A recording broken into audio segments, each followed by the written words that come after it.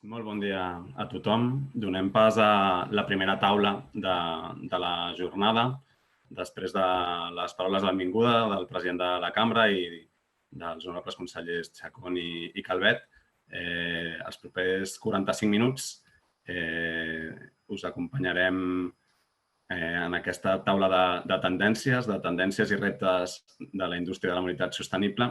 Jo soc el Cristian Bardagí, director d'Estudis d'Infraestructures de la Cambra de Comerç de Barcelona, i en aquests 45 minuts el que faré és acompanyar-vos en una conversa, debat, reflexió amb dues persones de referència en indústria, mobilitat i sostenibilitat, com són el Gabriele Palma, director de Casa SEAT, i el Daniel Serra, director de l'Innovation South Hub del EIT de Urban Mobility.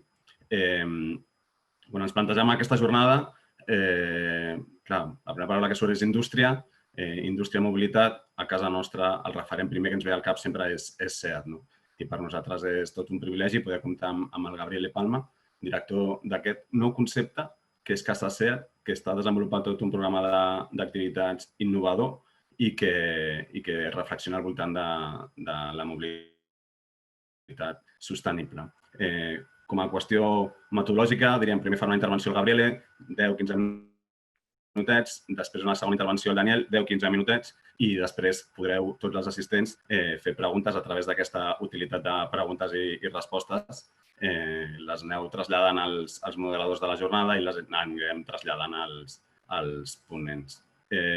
Por tanto, sin más preámbulos, si te parece, Gabriele, te cedo la palabra para tu intervención inicial, estos 10-15 minutos, para que nos expliques todo lo que desde Casa SEAT estáis elaborando, conceptualizando en relación con la movilidad sostenible. Muchas gracias. Muchas gracias, Cristian. Es un placer estar aquí. Bienvenidas y bienvenidos todos virtualmente en Casa SEAT. Y bienvenido a Daniel, con que será un placer compartir esta sección. ¿Se oye bien? Perfecto. Vale, muy bien. Si os parece, me gustaría enseñar algunas imágenes, ya que Casa SEAT tiene un punto, digamos, de diseño interesante y que permite entender mejor de qué va el proyecto. Por lo tanto, voy a compartir mi pantalla.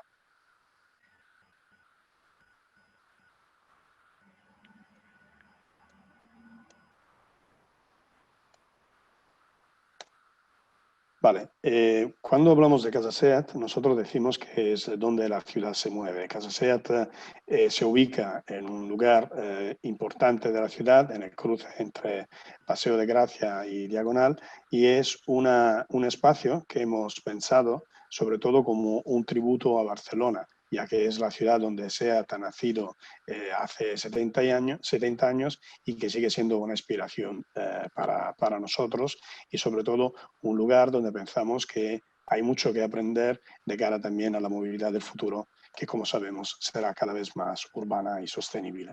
Y por tanto lo que hemos hecho es crear en Casa SEAT lo que nosotros hemos definido un hub de movilidad, es decir, un lugar donde queremos crear un centro de debate sobre lo que serán las tendencias del futuro de cara a la movilidad y atraer así profesionales que puedan de alguna forma co-crear con nosotros lo que serán, digamos, los productos y las soluciones futuras.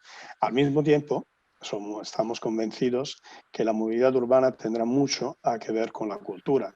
Es decir, los dos elementos se inspiran cada día y por eso hemos imaginado Casa SEAT también como un espacio donde podemos compartir o lanzar elementos de cultura que nos gustaría de alguna forma vincular con la movilidad.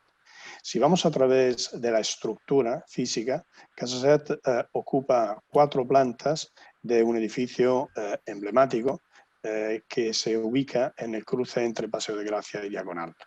Muchos saben que eso es el lugar donde hace 160 años el Ildefons Cerdà ha empezado su proyecto de la reconstrucción de Barcelona, y nos gusta decir que nuestra tarea será de alguna forma utilizar este punto de vista extraordinario para dar una mirada sobre lo que será la movilidad del futuro. Y entonces, cuando entramos en Casa SEAT, empezamos en La planta -1 es el lugar donde tenemos un auditorio con una capacidad hasta aproximadamente 300 personas y que es el sitio donde tendremos muchos contenidos a nivel de debates, encuentros, pero también contenidos culturales como podría ser una performance de arte, un concierto, ¿no? Algo que tenga también que ver con la vida cultural de la ciudad. Si vamos en la planta 0, tenemos un espacio dedicado al coworking, abierto, digamos, a la ciudad, y tenemos también un espacio dedicado a la restauración. Nuestro partner gastronómico es Métier Origen y hemos pensado un concepto muy interesante de gastronomía. En la planta 1 es donde tenemos el showroom, donde tenemos nuestros productos y sobre todo queremos enseñar las 3 marcas con las que contamos hoy. No solo SEAT, con su historia vinculada a España, SEAT sigue siendo la única empresa española, ya que tenemos el I+D y el centro de diseño aquí en España, sino también Cupra, que es una marca que hemos lanzado hace 1 año y medio, y que habla a un público un poco más atento, digamos, a la parte de diseño y de performance, y Seat Mó, que es una marca que hemos lanzado hace pocos días, de hecho, el 16 de junio, y que es una marca que habla del futuro de la movilidad, como dicho, urbana, sostenible, sobre todo de la última milla, ¿no? A través de productos como patinetes y motos eléctricas. En la planta 2 tenemos un espacio que es un espacio corporativo. Es un espacio diáfano para trabajar. Aquí tenemos varios equipos involucrados, tanto los de Casa SEAT como los de movilidad urbana. Pero sobre todo tenemos al fondo, se nota una pared que es también una obra de arte del diseñador Lázaro Rosaviolán, y al fondo tenemos un espacio que hemos llamado Concept Lab, donde trabajan una parte del equipo de diseño justamente para pensar en soluciones de movilidad del futuro. ¿Vale? Entonces nosotros lo que decimos es que Casa SEAT es justamente donde la ciudad se mueve, ya que pretende ser un espacio donde aunamos estos 2 mundos, por un lado la movilidad, por el otro la cultura y la tendencia, y en ese sentido 2 elementos muy importantes de cambiamiento. El futuro del automóvil es lo que estamos mirando a través de nuestro edificio, y es donde, como he dicho, pensamos que a través de encuentros y debates y creando, digamos, una comunidad de emprendedores, de ciudadanos, de profesionales de varias áreas, podamos de alguna forma buscar y encontrar juntos lo que son las soluciones para los retos de la movilidad del futuro. Como he mencionado antes, también hemos pensado un espacio agradable en la parte de gastronomía, como todas las casas. Tenemos que tener también un comedor adecuado, ¿no? Y entonces hemos pedido ayuda a Métier Origen, que ha creado un espacio que hemos llamado Mercats de Autors. Es un espacio donde contamos con grandes chefs, entre ellos Hideki Matsuisa, que es una estrella Michelin, Nando Juan, también una estrella Michelin, los hermanos Colombo del Chemay, un excelente restaurante italiano, José María Cao del Shanghai, también un restaurante chino de altísimo nivel, el panadero Jordi Morera, que ha ganado el premio del mejor panadero al mundo, y el pastelero Cristian Escrivá, que tiene también mucha fama y muchos reconocimientos a través de 4 generaciones de pasteleros en Barcelona. Por lo tanto, estamos en condiciones de ofrecer una carta de verdad excelente en un espacio, yo creo, inmejorable. De cara al espacio, también hemos contado con el trabajo de 2 grandes arquitectos. Por un lado, Carlos Ferrater, que ha reconstruido lo que era antes el edificio del Deutsche Bank y que ha dado un toque muy moderno, sobre todo con la utilización de muchas áreas con cristales y con soluciones técnicas muy interesantes, porque los mismos cristales donde hay las esquinas hacen una curva, están doblados a través de una técnica muy atrevida y con un ángulo muy estrecho que permite dar mucha continuidad, pero sobre todo una integración muy fuerte entre el espacio interior y el espacio exterior. Y también hemos contado con la ayuda de Lázaro Rosaviolán, uno de los mejores interioristas al mundo, yo creo, y que ha creado un ambiente totalmente agradable, de verdad la sensación de estar en un espacio acogedor, ¿no? Una casa, como tiene que ser una casa, pero también utilizando colores, materiales y elementos que están vinculados tanto con nuestro sector, ¿no? La movilidad, la automoción, la tecnología, pero también con Barcelona, con sus colores, con materiales y su estilo arquitectónico. Y por lo tanto será un placer, obviamente, acogeros todos en Casa SEAT cuanto antes. Muy bien, muchas gracias, Gabriele. Dos preguntas cortas al hilo de tu intervención. La primera es, bueno, al principio de tu intervención, en una de las imágenes se veía en la esquina superior izquierda la sede de nuestras oficinas de la Cámara de Comercio, porque somos efectivamente vecinos con Casa SEAT.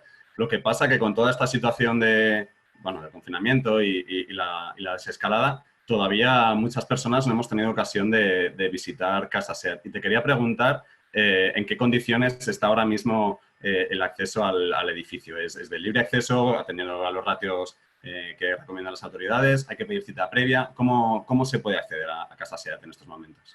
El espacio está libre, simplemente se tiene que cruzar la puerta que está en la esquina entre Paseo de Gracia y Diagonal. La verdad es que hoy y mañana tenemos un evento dedicado a la prensa, pero a partir de pasado mañana, en cualquier momento, desde las 9 de la mañana a las 9 de la tarde, de la noche, nosotros estamos ahí y será un placer también acompañar los visitantes también en visitas guiadas si tienen alguna curiosidad o quieren conocer un poco más detalles del edificio y de lo que está por detrás. Y la segunda pregunta era acerca del Concept Lab, que has dicho. Detrás de la pared está Sí. el Concept Lab. Si pudieras explicar un poco más, pues eso, ¿quién tiene acceso, en qué condiciones? ¿Es un espacio propio de trabajo de las personas que trabajáis en SEAT o está abierto bueno, también en ese horario, digamos, de comercial o de abertura comercial de Casa SEAT? ¿O en qué condiciones está previsto el uso de ese espacio? Lo que decimos es que antes el edificio era de propiedad de un banco, ¿no? Y donde hoy tenemos el auditorio existía una caja fuerte gigante y muy importante. Nuestra caja fuerte está arriba, es en la planta 2 y es el Concept Lab. Son las ideas, el valor que tenemos son los proyectos de futuro. Por lo tanto, esta sí de verdad es un área confidencial. De vez en cuando pedimos a nuestros compañeros de limpiar la mesa para algunas visitas guiadas, pero se tiene que organizar con una cierta antelación. Como he dicho, SEAT es la única empresa que mantiene el centro de diseño en España. Eso tiene muchísimas implicaciones a nivel industrial, sobre todo, porque por un lado, evidentemente, Barcelona inspira a los diseñadores y por eso tenemos nuestros compañeros allí en Casa SEAT, ¿no? Para observar y aprender desde la ciudad donde vivimos, pero al mismo tiempo es un proyecto grande porque luego conlleva toda la parte de I+D, es decir, más de 1000 ingenieros que trabajan en Martorell para que luego los diseños, ¿no? Los proyectos se puedan efectivamente producir, trabajando mucho con más de 1600 empresas que son nuestros partners en España. Por lo tanto, podéis imaginar esto qué implicaciones tienen también a nivel económico. Muchas gracias, Gabriele. Has dicho Por favor. diseño, también has dicho I+D, y para hablar de innovación y todos los aspectos relacionados con la innovación en movilidad, pues a continuación contaremos con Daniel Serra. Antes, un breve recordatorio para el centenar largo de asistentes que nos acompañan en la sesión. Os recuerdo que podéis enviar vuestras consultas, comentarios, preguntas para los dos ponentes a través de la herramienta de preguntas y respuestas. No está habilitado el chat, lo que tenemos habilitado para trasladar las preguntas a los ponentes es la herramienta de preguntas y respuestas. Bueno, como os decía al principio, Daniel Serra, director del Innovation South Hub de EIT Urban Mobility. EIT Urban Mobility, él nos va a explicar exactamente qué es, pero os recuerdo que es aquello por lo cual hace un cierto tiempo empezamos a decir que Barcelona había sido designada capital europea de la movilidad urbana. Bueno, eso en realidad no era una concurrencia, un proceso competitivo entre diferentes consorcios, uno de los cuales estaba encabezado por diferentes entidades de la ciudad de Barcelona y del área metropolitana, y eso ha derivado en un montón de cosas que le pedimos a Daniel que nos explique, que es el EIT Urban Mobility, que es su Innovation South Hub, del cual él está a cargo, y cómo ve él todo este proceso de innovación en movilidad sostenible urbana en esta latitud del mundo. Daniel, por favor, tú tienes la palabra. Hola, Cristian, ¿qué tal? Bueno, primero de todo, muchísimas gracias por la invitación y por esta excelente iniciativa. También, Gabriel, enhorabuena. He estado en vuestra casa SEAT y me parece un lugar impresionante y os recomiendo que veáis las dos muestras de futuro que tienen en la puerta, ¿no? Uno el Mini Mall de las ciudades y otro el Cupra, el coche de carreras de los circuitos, un vehículo eléctrico impresionante. Pero yo creo que es un espacio, ¿no? Y ha dicho una palabra clave que es Mobility Hub, ¿no? Es decir, al final creo que las ciudades se van a transformar y los espacios, digamos, donde vamos a compartir movilidad, pues van a ser mucho más frecuentes, ¿no? Más allá de una estación de metro o una estación de tren, ¿no? Aparecen nuevos servicios de movilidad que tenemos que integrar. Pues comentarte un poco, ¿no? Pues sí, el EIT Urban Mobility. Somos una entidad europea que, como bien comentabas, pues fue gracias a que fuimos el consorcio ganador, fuimos anunciados en diciembre de 2018. Yo creo que recordaréis aquel titular, ¿no? De la capital europea de la movilidad, que era Barcelona. Yo creo que esto es importante porque puso Barcelona aún más en el mapa. Barcelona es una ciudad referente en muchos aspectos, ¿no? Y yo quería, yo estuve desde el inicio, ¿no? De cuando se empezó a preparar este consorcio, y la verdad es que llevábamos mucho tiempo trabajando por conseguir estar en un consorcio como el EIT Urban Mobility. Y esto un poco representa, ¿no? Bueno, que trabajando coordinadamente entre la industria, en este caso SEAT, la universidad, la UPC y el Ayuntamiento de Barcelona, pues la verdad es que se consiguió pues atraer un proyecto, y lo que es más importante, que la sede, ¿no? Digamos, lo que llamamos el headquarters, esté en Barcelona, ¿no? Esto ahora yo que estoy viéndolo desde dentro, ¿no? Desde este diciembre de 2018, cuando hemos ido montando y creando esta empresa que se llama EIT Urban Mobility, esto es muy importante, ¿no? Porque al final permite que el centro de gravedad de una actividad tan relevante que va a ser en Europa como es la movilidad urbana, pues esté en Barcelona, ¿no? Tradicionalmente estos EITs o European Institute of Technology, que son instrumentos muy importantes en Europa para acelerar los procesos de transformación y mejorar competitividad, tradicionalmente suelen estar en Centro Europa, y esto nos hace que bueno, sí, tienen importancia porque aquí tenemos delegaciones importantes en temas de salud, en temas de energías renovables, pero el hecho de tener los headquarters pues nos permite, pues por ejemplo, ahora estar montando una estructura que a final de año pues seremos casi unas 60 personas y lo estamos montando aquí en Barcelona, ¿no? Y esto es muy importante. Y luego la involucración de los partners, ¿no? Como en este caso Ayuntamiento de Barcelona, Área Metropolitana, SEAT, la UPC, que realmente vemos que están muy involucrados en este proyecto, ¿no? Y están liderando propuestas, y recientemente, la semana pasada, anunciamos una convocatoria específica que hicimos por el tema del COVID, para dar respuesta a las necesidades del COVID, y vemos que los partners, digamos, del sur de Europa y sobre todo los que están en Barcelona, pues están muy involucrados en estas propuestas, tanto liderando como participando. Muchas de esas soluciones se van a aplicar en la ciudad de Barcelona y en el área metropolitana, y esto es muy importante, ¿no? Estamos acelerando este proceso de transformación. Empezaré voy a poner una presentación. Un segundo.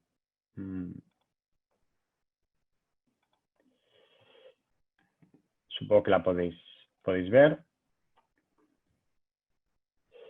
Bueno, he querido poner esta transparencia que encontré hace tiempo en un artículo, y que habla de la complejidad de la movilidad urbana, ¿no? Antes, cuando la consellera hablaba de la necesidad de transformación y que pues tenemos que ir todos juntos, ¿no? Cuando hablamos de la dimensión de la movilidad urbana, es muy complejo, ¿no? Afectan un montón de factores económicos, financieros, ingeniería, efectos psicológicos, arquitectura, sociología, todo el tema del environment. Son aspectos que tienen mucha importancia, y que en un proceso de transformación como este veremos cómo todos tienen que trabajar conjuntamente para poder transformar las ciudades, ¿no? El proceso que estamos viviendo actualmente en las ciudades, yo creo que es imparable, ¿no? O sea, y esto con el COVID yo creo que lo hemos visto, ¿no? Es decir, las ciudades han iniciado un proceso de transformación. Nosotros trabajamos como en ciudades no solo con Barcelona, sino con Ámsterdam, con Copenhague, Helsinki, Múnich, ciudades referentes en muchos aspectos, y las ciudades están en un proceso completo de transformación. Digamos, han decidido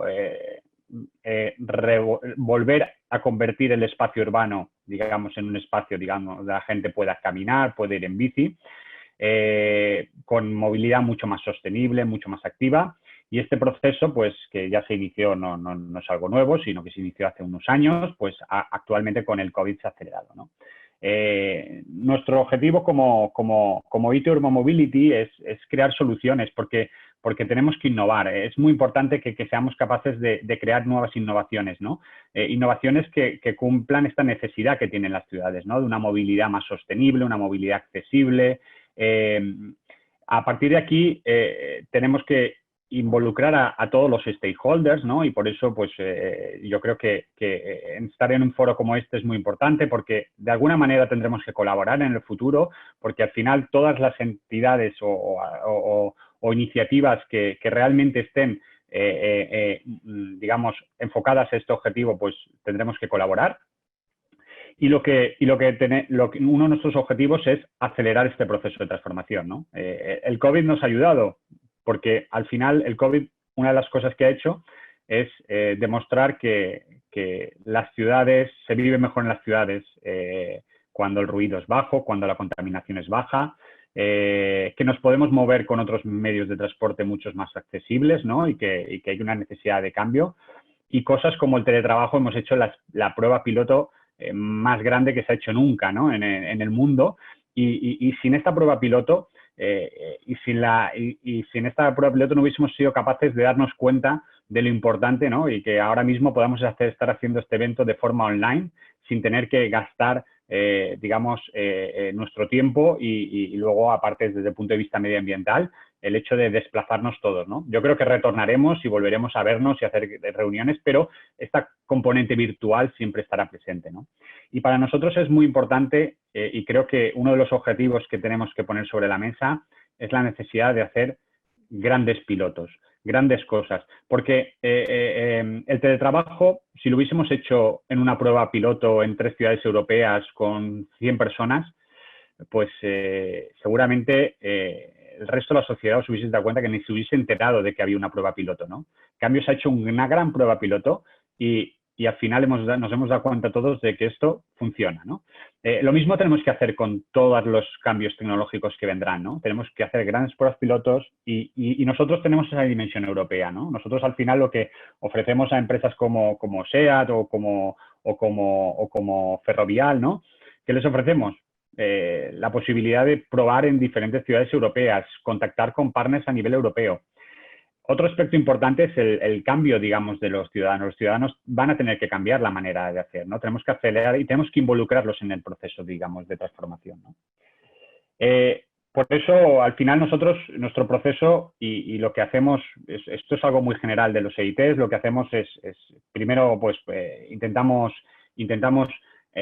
atraer a todos los, digamos, entidades que quieren formar parte de esta transformación. Para eso hemos puesto a las ciudades en el medio. Las ciudades son un referente para nosotros, son quienes nos definen los retos. Trabajamos con retos directamente de ciudades. A partir de aquí tenemos procesos para involucrar a los ciudadanos en nuestros procesos, digamos, de innovación.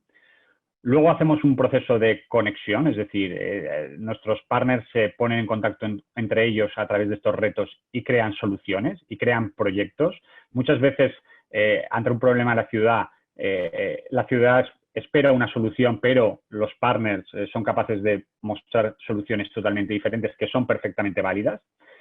Y luego lo que hacemos, lógicamente, es acelerar este proceso de transformación, ¿no? No solamente a nivel de proyectos de innovación, sino que invertimos en startups, ¿no? Y luego lo explicaré. Cubrimos todas las fases de una startup para intentar crecer nuevos modelos de negocio, porque tenemos que tener claro que mucha de la innovación no va a venir de las grandes empresas, no va a venir de las universidades, no va a venir de las ciudades, van a venir de las startups. Y hay que coger estas innovaciones, acelerarlas, crecerlas, porque así podremos ser competitivos en el futuro, ¿no? Y competir con monstruos como Uber o como Google que pueden llegar a amenazar nuestro modelo de movilidad, ¿no?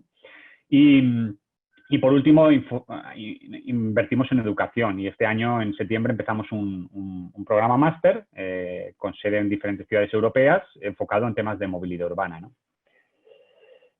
Trabajamos en varios aspectos, trabajamos en programas de aceleración, de nuevos modelos de negocio, tenemos la parte esta del City Club, que para nosotros es muy importante, que es el club de ciudades, tenemos la educación, la innovación y luego pues tenemos un brazo que le llamamos Factory, que lo que intentamos es escalar las soluciones en ciudades, ayudar a este proceso de escalabilidad de las soluciones, ¿no? Tenemos dimensión europea y somos actualmente 110 partners, estamos en 19 países. Yo estoy como director del sur de Europa y también estoy aquí en Barcelona. Tenemos nuestra oficina en la Torre Glorias. Por lo tanto, os invito a que os contactéis conmigo y que nos veamos algún día si tenéis interés en colaborar. Y bueno, y aquí en Barcelona, pues en el sur de Europa, pues tenemos una buena representación, ¿no?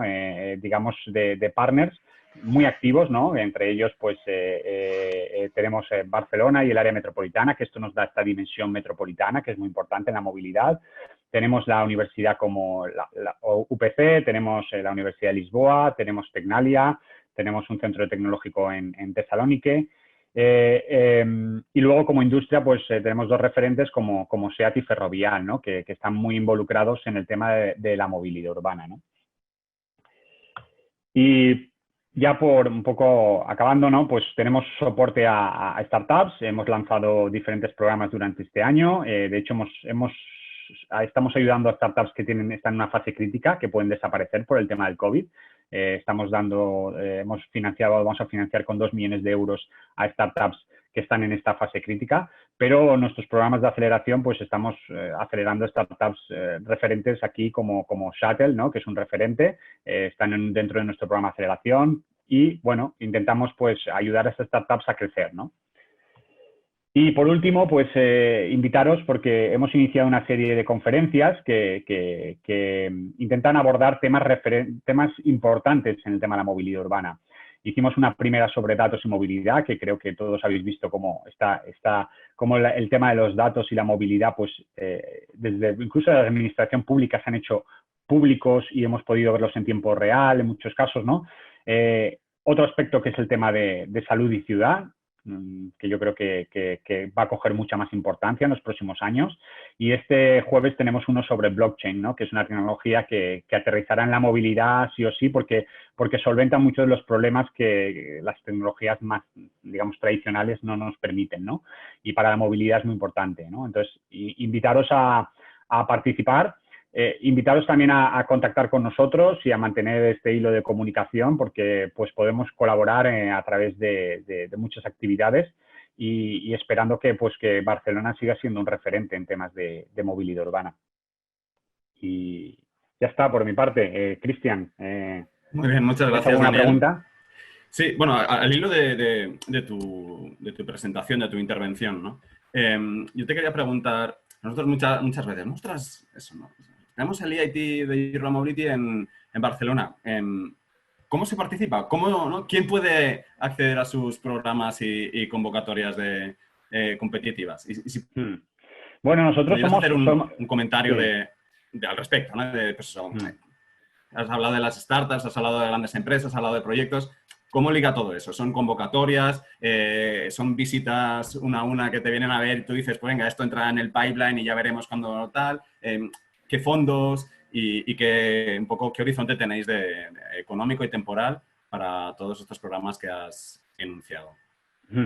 Bueno, nosotros somos un proyecto de cofinanciación, ¿vale? Nosotros tenemos aproximadamente, este año recibimos por parte de la Unión Europea unos 30 millones de euros, vamos creciendo hasta el año 2023, que pues llegaremos a unos 60 millones de euros, pero los partners lo que hacen es cofinanciar actividades, ¿no? Trabajamos en un modo de comunidad, es decir, somos comunidades de conocimiento, es decir, tenemos un modelo de partnership.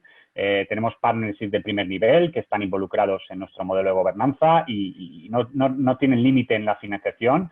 Pero podemos colaborar con cualquier partner externo. De hecho, en estas convocatorias, que es la manera que tenemos de colaborar, en nuestra web lanzamos convocatorias por las diferentes temáticas. Digamos que hemos incorporado un montón de partners nuevos, ¿no? Y muchos partners son locales, ¿no? Que no habían colaborado con nosotros y pueden recibir, digamos, actualmente están limitados a 150.000 euros de financiación, ¿no? Un aspecto muy importante es que esto, al final, como todo el dinero público, ¿no? Es dinero competitivo, ¿no? Es verdad que nuestras convocatorias puede ser que sean menos competitivas porque, bueno, al final somos una comunidad, es verdad que pueden haber partners externos, pero aún así se compite contra pues, partners a nivel europeo, ¿no? Con lo cual, una de las recomendaciones es que hay que prepararse bien, ¿no? Es decir, preparar nos ocurre, ¿no? Muchas veces, ¿no? Que a mí me contacta gente y quiere preparar una convocatoria que sale el mes que viene. Posiblemente, y como pasa en Europa, preparar una propuesta en un mes es difícil, ¿no? Las propuestas se preparan con mucho tiempo atrás, ¿no? Por lo tanto, nosotros ahora en el mes de septiembre iniciamos nuestro proceso, digamos, de innovación que prácticamente termina entre el mes de abril, el mes de abril-mayo, con lo cual es un buen momento para empezar a contactar con nosotros porque es cuando podemos empezar a madurar propuestas. Es cuando podemos empezar a preparar, a través de estos retos que tenemos, propuestas e intentar identificar aquellos stakeholders que necesitamos para los proyectos que vamos a desarrollar. Y ya estamos hablando de un horizonte, estamos hablando de proyectos que se desarrollarán en 2022, porque los del 2021 los vamos a cerrar esta semana, ¿no? Porque trabajamos en planes anuales y nosotros tenemos que trabajar con una cierta antelación, ¿no? Pero sí, estamos abiertos, la comunidad no es cerrada, nos podemos vincular con cualquier entidad. Es verdad que hay diferentes niveles de partnership y esto también está muy relacionado con el funding que se puede recibir. Muy bien, muchas gracias. Yo creo que ayuda a entender un poco más, ¿no? el funcionamiento de la comunidad y eso, ¿no? Y digamos, funcionamiento por capas, que hay recursos disponibles, pero en diferentes grados en función del grado de compromiso también de las entidades que quieran participar, ¿no? Si os parece, voy a dar paso a las preguntas que nos han ido llegando de los asistentes. La primera sería para este cuarto de hora mal contado, un poquito largo, 17 minutos, que igual nos quedan hasta las 10:15, que es la hora que tenemos prevista para finalizar esta sesión. La primera sería para Gabriele, ¿no? Y al hilo del concepto de Casa SEAT, un asistente, Antonio Dueñas, nos pregunta qué diferencias habría entre SEAT, Metropolis Lab, Casa SEAT y Mo. Espero que no sea difícil la pregunta, Gabriele. No, SEAT, Metropolis Lab, Casa SEAT y Mo. ¿Y cuáles son, no? Son tres conceptos distintos. Cuando hablamos de Metropolis Lab, estamos hablando de un espacio dedicado sobre todo a la innovación tecnológica y digital. Es un grupo de compañeros que ha identificado, digamos, en la zona del Pier 1 de Barcelona, el espacio ideal para lanzar conceptos digitales. Es una plataforma de trabajo digital donde se desarrolla. Hay programadores que están ahí, están pensando en cómo buscar soluciones técnicas a los retos, digamos, operativos que tengamos, ¿vale? Aunque algunas de estas soluciones seguramente tienen un alcance más grande, porque puede ser, por ejemplo, el desarrollo de una app vinculada con la movilidad, ¿vale? Luego, cuando hablamos de SEAT Mo, estamos hablando de una marca. Estamos hablando de una marca como SEAT, como Cupra, y que es la marca que llevará la parte de movilidad urbana del futuro. Hemos empezado hace un año y pico con un pequeño patinete eléctrico. Hemos anunciado un segundo patinete eléctrico más potente y con una autonomía superior. Y a partir del otoño entraremos por primera vez, como SEAT, en el sector de las motos eléctricas. Por lo tanto, ese será, digamos, el abanico de productos a corto plazo de SEAT Mo. Y tendremos, evidentemente, un plan de desarrollo de cara al futuro, también de cara a servicios. Y Casa SEAT, para cerrar, es un espacio de marca, eso, ¿no? Como explicaba antes, es la primera vez que la marca efectivamente se abre al público y, por lo tanto, entramos en concepto de espacios compartidos, de gastronomía, de eventos al público y más cosas. Muy bien, muchas gracias. Yo creo que ha quedado muy, muy claro.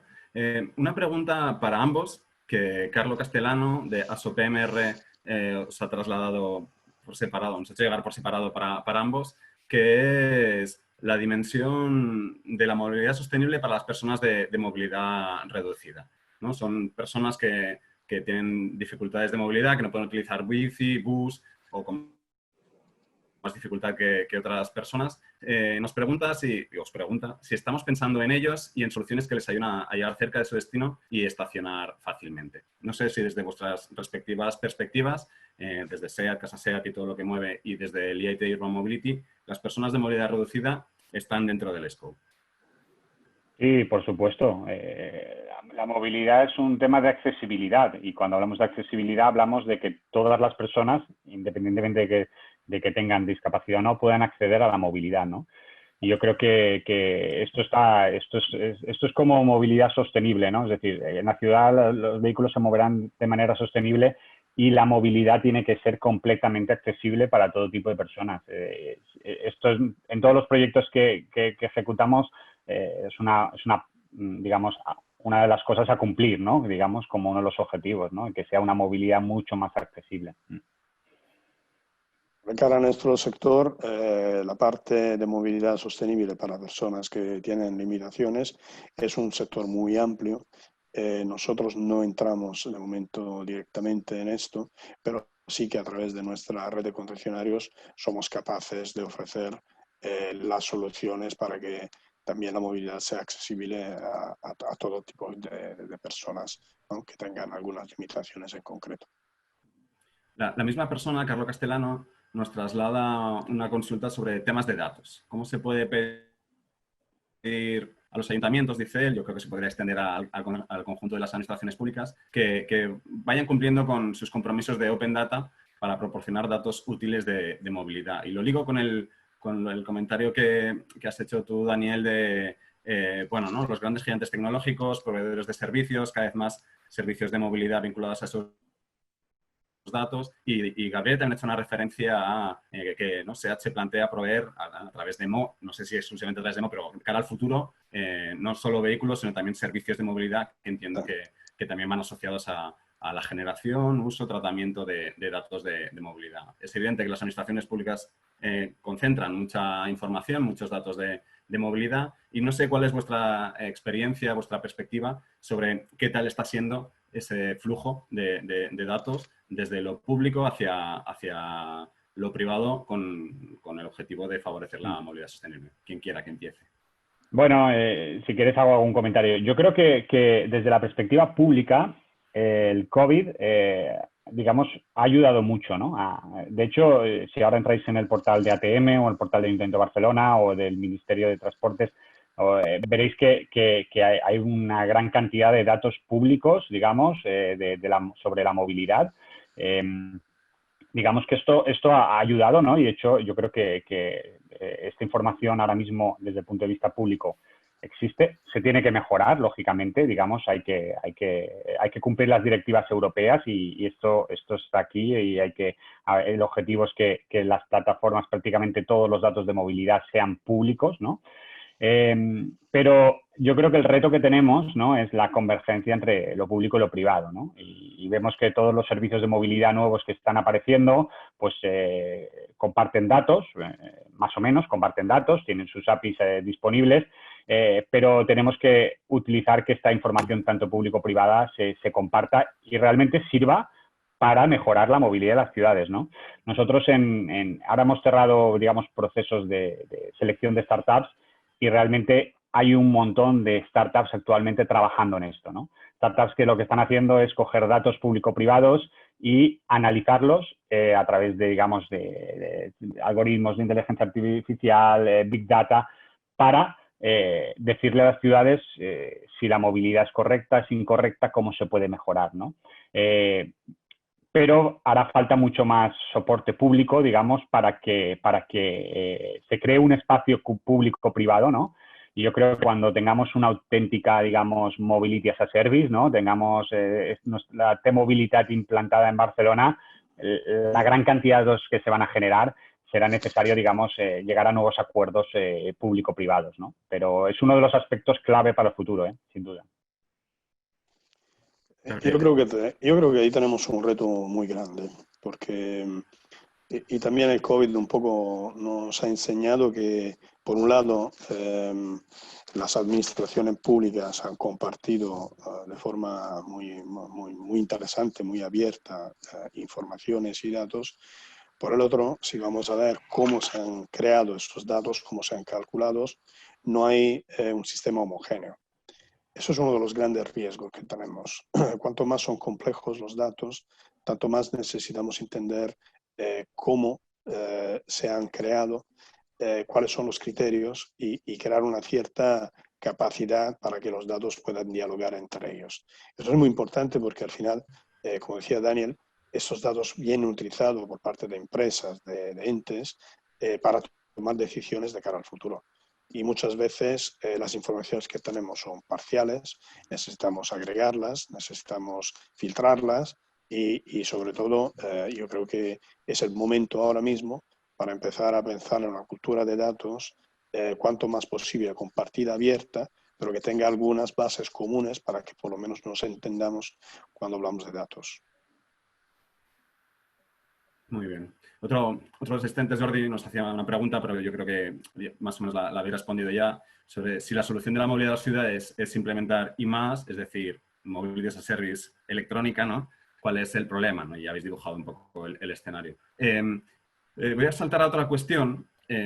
Mónica Bosch pregunta, ¿por qué centrarnos solo en las ciudades?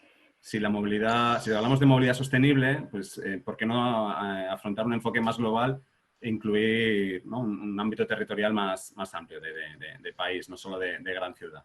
¿Cuál es vuestra opinión al respecto? Es una muy buena pregunta y agradezco mucho, Mónica, por esta pregunta. Y además, yo creo que tenemos también que establecer qué significa ciudad y grande ciudad. Se habla de grandes ciudades por encima de los 10 millones de habitantes o por encima del millón de habitantes o por encima de los 300.000 habitantes y cambia mucho, porque son en realidad muy diferentes entre ellas. Y la verdad es que los retos que tiene una mega ciudad de 10 millones no tienen nada que ver con los retos que tiene una ciudad de 300.000 habitantes, ¿vale? Por lo tanto, no es la misma categoría, no es el mismo concepto de movilidad y es justamente lo que yo comentaba antes sobre el tema de los datos. Tenemos que ponernos de acuerdo en qué significa grandes ciudades y entonces cuáles son las medidas que tiene sentido tomar en una ciudad como Londres o en una ciudad como Pamplona. Son un poco diferentes, ¿vale? Y entonces a partir de ahí buscar soluciones. Pero sí, Mónica tiene razón, tenemos que pensar a la movilidad como un conjunto y las soluciones que se piensan para grandes ciudades no son las mismas para territorios que tienen una configuración diferente. Pero sí, estamos en los dos. Yo quería añadir una cosa. Es verdad, nuestro enfoque es Urban Mobility y lógicamente nos centramos en ciudades, ¿no? Pero digamos que cuando intentamos definir hasta dónde llega la ciudad, ahí es donde empezamos a ver que realmente el problema en Barcelona no está en el centro de Barcelona. Hay una movilidad, un transporte público excelente. El problema es el área metropolitana. Tenemos, digamos, una gran cantidad de gente que se tiene que desplazar en vehículo privado porque no tiene otras alternativas, ¿no?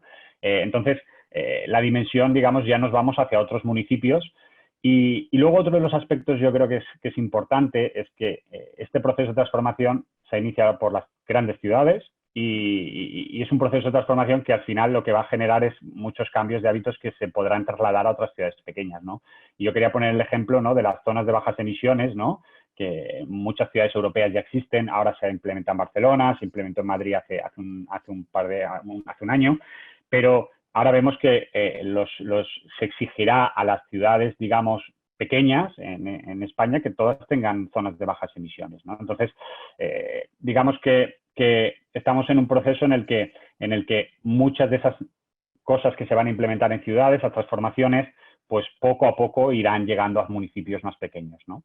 Porque al final la persona que está en un municipio pequeño también quiere vivir de una manera con menos tráfico, menos polución, digamos, con espacios más verdes, ¿no? Y esto, pues, lógicamente, pues estas cosas se trasladarán, ¿no? Pero el problema, básicamente, está en las grandes ciudades, que son las que condensan el mayor número de población. Y ahí, como decía Gabriele, ¿no?, el concepto gran ciudad, seguramente, ¿no?, en Europa y en el resto del mundo no tiene por qué equivaler a la misma dimensión y hay toda una discusión abierta de qué tipo de soluciones y qué tipo ¿no? y la magnitud de recursos que hace falta destinar a resolver todos estos problemas. Muy bien, una última reflexión alrededor del vehículo autónomo. No hemos hablado nada de vehículo autónomo y también es un gran tema en todo esto de la movilidad del futuro. Es una consulta que venía de la sesión inicial, se la lanzaban a los consellers, pero nos interesa vuestra perspectiva al respecto. Si se contempla la movilidad con vehículo autónomo, se entiende en entorno urbano y metropolitano. En el entorno interurbano de largas distancias, pues ¿no? ya se van viendo los desarrollos que se van introduciendo en el mercado. ¿Cuál es vuestra opinión sobre el vehículo autónomo en entorno urbano y metropolitano? Y en caso de que sea un sí, ¿cuál es la condición temporal? ¿No? ¿A corto plazo, a medio plazo? ¿Será a muy largo plazo? ¿Cómo lo veis? ¿Empiezo yo? Sí, empieza tú, sí. Sí, bueno, el vehículo autónomo de verdad tiene varias fases. Nosotros ya estamos en la que consideramos la fase 2, es decir, vehículos que ya tienen un grado de autonomía importante y que ya toman algunas decisiones. Ya hay coches que frenan solo en caso de accidentes, o en caso de riesgo de accidentes, en caso de obstáculos imprevistos, coches que tienen la posibilidad de mantener el carril durante la conducción, que pueden mantener la distancia, ¿no?, entre el coche que conducimos y el coche que nos precede. Y por lo tanto existe ya un grado de autonomía que se ha conseguido a través de la tecnología bastante importante. Si hablamos del coche autónomo sin conductor, esa es una fase que se define como nivel 4 o 5, depende de quién lo comenta, pero el tema es que esto es no tanto y solo una limitación a nivel tecnológico, sino a nivel de ecosistema, porque hay unas cuantas implicaciones a nivel de infraestructuras y a nivel de regulamentación. En caso de accidente, entre un coche autónomo y un coche conducido con una persona, faltan todavía muchos elementos de regulamentación para identificar quiénes son responsables, ¿no?, del accidente, cómo gestionarlo. Y sobre todo, el coche autónomo funciona en el momento en que tengamos una base de datos del territorio muy sofisticada y sobre todo fiable. En el momento que los datos cambian, en el momento en que se cambia el sentido de circulación de una calle un día por otro, el coche autónomo puede tener algunas dificultades en reconocer cuál es, ¿no?, la vía mejor para llegar al destino. Por lo tanto, en mi opinión, es muy difícil hoy decir cuándo tendremos coches autónomos de verdad circulando por las ciudades, pero yo no creo que esto pasará durante los próximos 5 años, seguramente. No estoy de acuerdo de lo que dice Gabriele, ¿no? Pero yo creo que el coche autónomo, y esto yo creo que un poco viendo lo que está ocurriendo y después de la crisis del COVID, yo creo que se ha enfriado un poco, ¿vale? A nivel, digamos, estamos viendo que tiene muchos retos, ¿no? Y estos retos se van a resolver muy a largo plazo. Por lo tanto, hay un poco de desinterés porque hay otras prioridades, ¿no? Pero yo creo que no hablaría, en el caso de ciudades, ¿no?, y como nosotros lo enfocamos, no hablamos de coche, al final hablamos de vehículo autónomo, ¿no? Y yo creo que veremos en nuestras ciudades y tenemos que implementar, y esto sí que es algo que ya lo podemos poner en marcha y se han hecho experiencias piloto en Cataluña a través del ANTU con vehículos autónomos. Podemos ver vehículos autónomos moviéndonos. En temas de distribución, de logística última milla, será de los primeros lugares donde veremos cosas moverse solas, ¿no? Porque además es una necesidad, ahorra costes, mejora la eficiencia. En temas de conexión por ejemplo, entre estaciones, ¿no?, o entre, digamos, puntos de conexión a nivel de transporte, hay soluciones que los vehículos autónomos o autobuses autónomos pequeños, ¿no?, digamos, nos lo podrían facilitar. Con lo cual, sí, veremos la conducción autónoma llegar, seguramente no como un coche autónomo que entra en la ciudad y se pone en modo nivel 5, ¿no?, como el coche de Google que vemos actualmente, ¿no? Pero sí que veremos que la conducción autónoma irá llegando porque puede mejorar la seguridad y este es el principal objetivo. Y si al final mejora la seguridad y baja los costes operativos, pues yo creo que seguramente poco a poco se irá adaptando las ciudades, ¿no? Muy bien, muchas gracias a ambos. Hemos llegado al final de nuestro tiempo de la sesión, son las las 10:15. Para no retrasar el desarrollo de la jornada, si os parece, nos vamos a despedir nosotros aquí de los asistentes. Bueno, ruego disculpas a las personas que han lanzado alguna pregunta y que no ha habido tiempo de recoger. Os ofrecemos pasarlas al debate de la comunidad de la Llotja Virtual, donde se aloja esta jornada. Intentaremos responderlas por allí, que todo el mundo encuentre respuestas a sus preguntas. Moltíssimes gràcies, Gabriele. Moltíssimes gràcies, Daniel. Gràcies, Cristian. Un placer. Moltes gràcies, Ens tornarem a veure, ens tornarem a abraçar, que som mediterranis i ho necessitem. I sense més, dono pas a la següent taula perquè Catalunya pot ser un hub industrial. Un placer. Gràcies. Moltíssimes gràcies a tots. I fins la propera. Adéu-siau.